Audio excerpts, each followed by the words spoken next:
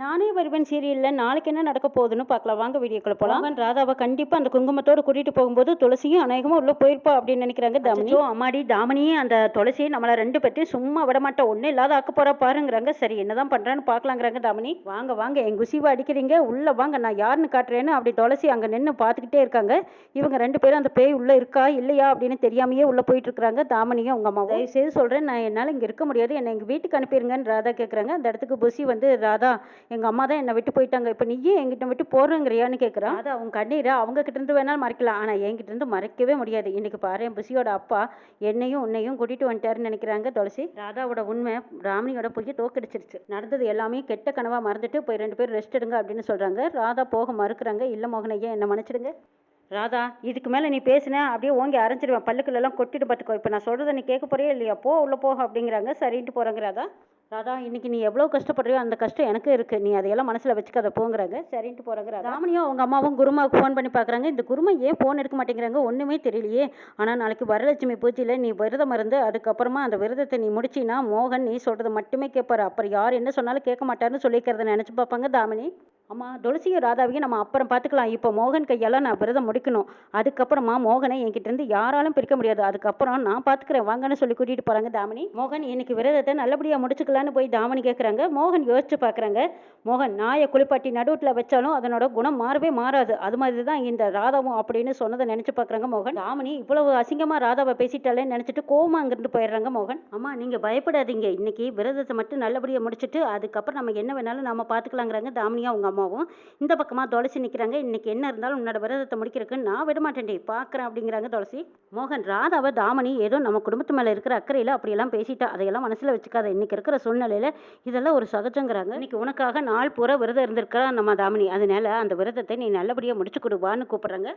மனுஷங்கனாவே யாராக இருந்தாலும் தப்பு பண்ணுறது சகஜம் தானே, அந்த தப்பை மன்னிக்கிறது அது பெருந்தன்மை, அது நம்ம குடும்பத்துக்கு நிறையவே இருக்குது. அதுலேயும் உனக்கு இருக்கிற நல்ல மனசு வேறு யாருக்குமே இல்லைப்பா. நான் கூட அவளை பற்றி தப்பாக தான் நினச்சிட்டு இருந்தேன், யார் செஞ்ச புண்ணியமோ அவன் அதையும் நிரூபிச்சிட்டா. உன்ன மாதிரியே நானும் ராதா மேலே நம்பிக்கை வச்சிருக்கணும், நான் அதுலேருந்து தவறி. ராமணி ஒன்றும் கெட்டவ கிடையாது, உண்மை என்னன்னு தெரிஞ்சுக்காம அவள் பேசிட்டா. ராமணி உனக்காக விரதம் இருந்திருக்கா, அதை வந்து நீ நல்லபடியாக முடிச்சு கொடுக்கறது தான் அதில் சந்தோஷம், வாப்பான்னு கூப்பிடுறாங்க. ராதா நடந்ததெல்லாம் நினச்சி பார்த்து அழுகிறாங்க. ராகுல் திருடின்னு சொல்கிறாங்க. ராகுல் பொய் சொல்ல மாட்டான், நீ உண்மையிலுமே ராகுல் சொன்ன மாதிரி திருடி தான் அப்படின்னு சொல்றாங்க. தாமனியும் ராதாவை பலாருன்னு ஓங்கி ஒரு அறை விடுறாங்க. எல்லாரும் முன்னாடியும் அறை வாங்கினதா ராதா கூனி குறுகி நிற்கிறாங்க. மோகனோட அம்மாவும் சொல்றாங்க, நீ என்னோட நம்பிக்கையை உடைச்சிட்ட, நீ இப்படி செய்வேன்னு நான் நினைச்சு கூட பார்க்கலிங்கிறாங்க. நான் பாட்டுக்கு சொல்லிகிட்டே இருக்கேன், நீ பாட்டுக்கு நிற்கிறியா அப்படின்னு சொல்லிட்டு ராகுலும் கையை பிடிச்சி இழுத்து கொண்டுட்டு போகிறாங்க. அப்போ தான் மோகன் கையெல்லாம் தட்டி விட்டுட்டு ராதா நீ உள்ளவா அப்படின்னு கூட்டிகிட்டு வந்தாங்க. இப்போ அதையெல்லாம் நினச்சி பார்த்து ராதா அழுதுட்டு கொண்டிருக்கும் போது தான் புசி ஓடி வந்து ராதா தோல் மேலே கை வைக்கிறாங்க. எல்லாரும் விரதம் முடிக்கிறதுக்கு ரெடி ஆகுறாங்க. ஆஹா இன்னைக்கு என் பொண்ணு எவ்வளவு அழகாக இருக்கா, என் பொண்ணுக்கு கல்யாண கலை வந்துருச்சுங்கிறாங்க தாமினியோட அம்மா. தாமினி இன்னைக்கு விரதத்தை முடிச்சுக்கிட்டு மோகன் கையால் இந்த குங்குமத்தை வச்சுக்கிட்டானா அதுக்கப்புறமா உரிமையோடு இந்த வீட்டுக்கு இவன் மருமகள் ஆயிடுவான்னு சொல்கிறாங்க மோகனோட அம்மா.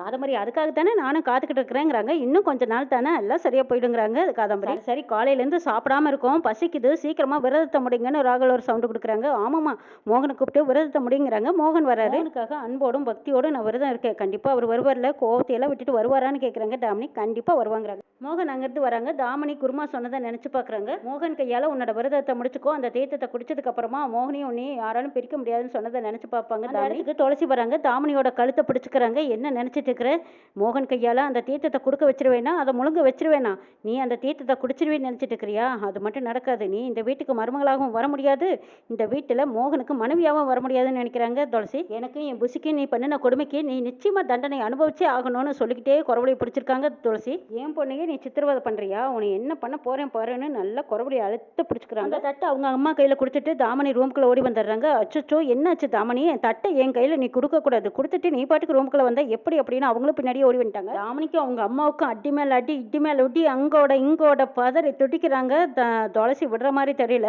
தாமனியை நாலு அடை அடித்து அவங்க அம்மாவுக்கு அஞ்சடியாக ஒழுகுது. கையை முறுக்குறாங்க, காலை இழுக்கிறாங்க, படாது பாடுபட்டு போயிட்டாங்க.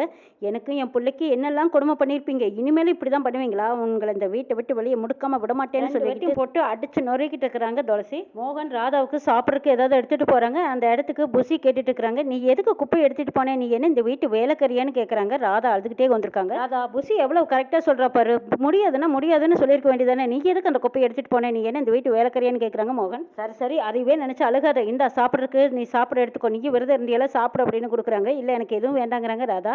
இங்கே பாரு வேற யாருக்கிட்டே சொல்லு, என்கிட்ட சொல்லக்கூடாது, பசி இல்லைனாலும் சொல்லாத, ஒழுங்காக சாப்பிடுங்கிறாங்க மோகன். நீ சாப்பிட வைங்கிறாங்க, அதெல்லாம் என்கிட்ட ஈஸியாக நடக்காது. இங்கே பாரு, நீ இவ்வளோ சாப்பிட வச்சிட்டீன்னா உங்ககிட்ட ஒரு டீல் இருக்குன்னு சொல்கிறா புசி. அப்படியா, என்ன டீல் அது அப்படின்னு மோகன் கேட்குறாங்க. ஒரு நாள் யாருக்கும் தொல்லையும் கொடுக்க மாட்டேன், சேட்டையும் பண்ண மாட்டேன்னு சொல்லிக்கிறா புசி. சரி எப்படியோ சாப்பிட வை, நான் வேணாலும் உன்னை கையெடுத்து வேணாலும் கும்பிட்றேங்கிறாங்க. அதெல்லாம் முடியாது, நான் இப்போ விளையாட போகிறேன்னு சொல்லிட்டு புசி அங்கிருந்து ஓடிடுறான். அதான் டீல் என்னன்னு கேட்டீங்களா புசி மேடம், நம்ம நாள் முழுக்க தொல்லையே கொடுக்க மாட்டாங்களா, சேட்டை பண்ண மாட்டாங்களா, அதுக்காகவாது நீ சாப்பிடுன்னு சொல்கிறாங்க மோகன். சாப்பிட போறியா இல்லையாங்கிறாங்க. எனக்கு வேண்டாங்கிறாங்க. ராதா இங்கே பாரு, உனக்கு நடந்தது அநியாயங்கிறது எனக்கு நல்லாவே தெரியும். பலவீனமாக இருந்தால் உடம்பு கெட்டு போயிடும். அது இன்னைக்கு நாள் பூரா விரதம் வேறு இருந்திருக்க, நீ சாப்பிட்டு தான் ஆகணுங்கிறாங்க. இல்லை எனக்கு வேண்டவே வேண்டாம், எனக்கு பசி செத்து போச்சுங்கிறாங்க. நீ சாப்பிடாம இருந்தால் நீ தான் செத்து போக ஒழுங்கு சாப்பிடுங்கிறாங்க. ராதா பேசிகிட்டு இருக்கும்போது மோகன் அப்படியே வாய்க்குள்ள வச்சு துணிச்சு விட்டுறாங்க. மெல்லு மெல்லு சாப்பிடணும், இல்லை அப்படியே கடவாய் பிடிச்சி மென்று அதக்கி உள்ள முழுங்குற மாதிரி பண்ணிடுவேன், ஒழுங்காக சாப்பிடு அப்படின்னு மோகன் எப்படியோ வற்புறுத்தி வலுக்கட்டாயமாக அவங்க வாயில் அந்த பிரெட்டை துணிச்சு வச்சுட்டாங்க. அந்த இடத்துக்கு துளசி வந்து நிற்கிறாங்க. ராதா உனக்காகவே இன்னைக்கு விரதம் இருந்த மோகனுக்கே தெரியாமல் நீ இன்னைக்கு அவளோட விரதத்தை முடிச்சு வச்சிருக்க. உன் பாட்டி மட்டும் பார்த்தாங்கன்னு வச்சுக்கோ, நீ இப்படி இருக்கிறத பார்த்துட்டு ஓ சோறு கூட போட மாட்டாங்க போல இருக்கு இந்த வீட்டில் அப்படின்னு எங்களை தான் தப்பா நினைப்பாங்க. ராதா மேலே ரொம்ப அக்கறையாக பேசிட்டு இருக்கும்போது மோகனுக்கு பொறையேறுது. மோகனையா உங்களுக்கு என்னாச்சு அப்படின்னு சொல்லிட்டு தண்ணி எடுத்து கொடுக்குறாங்க ராதா. துளசி பார்த்துட்டு சந்தோஷப்படுறாங்க. ஆஹா, இன்னைக்கு மோகனும் ராதாவும் அவங்க கையாலேயே இன்னைக்கு விரதத்தை முடிச்சுக்கிட்டாங்க. அவங்க ரெண்டு பேருக்குள்ள இருக்கிற ஒத்துமையை காட்டுறதுக்கு தான் கிருஷ்ணர் நம்மளுக்கு இப்படி ஒரு காட்சியை காட்டியிருக்கிறாரா அப்படின்னு நினைக்கிறாங்க துளசி. இன்னும் என்னெல்லாம் நடக்குதுன்னு அடுத்த சீனில் பார்க்கலாம்.